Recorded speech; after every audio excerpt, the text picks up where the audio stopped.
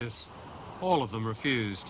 So we asked the Bankers Association to explain it, and they said it was nothing unusual.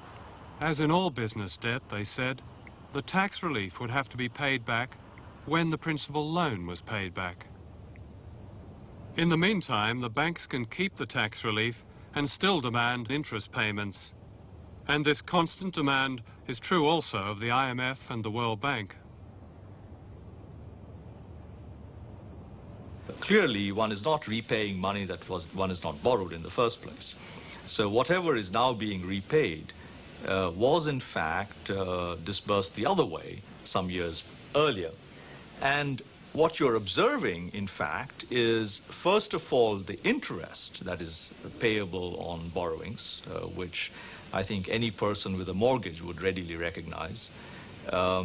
You're observing a lot of rescheduling of these payments. All of the severely indebted countries that you are concerned about have in fact rescheduled, i.e. postponed their payments very significantly to many of their creditors.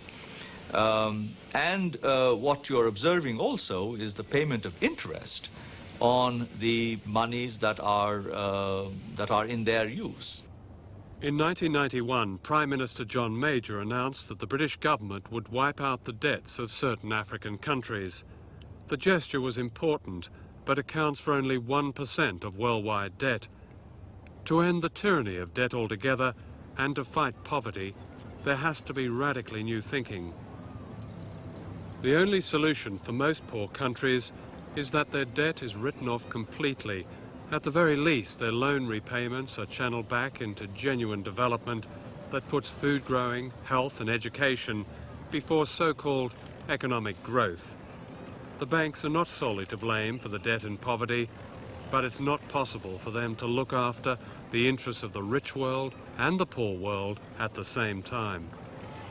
The World Bank and the IMF should be abolished and replaced by a real development agency that is non-profit making and entirely free of political strings and can help nations develop on their terms, meeting their needs.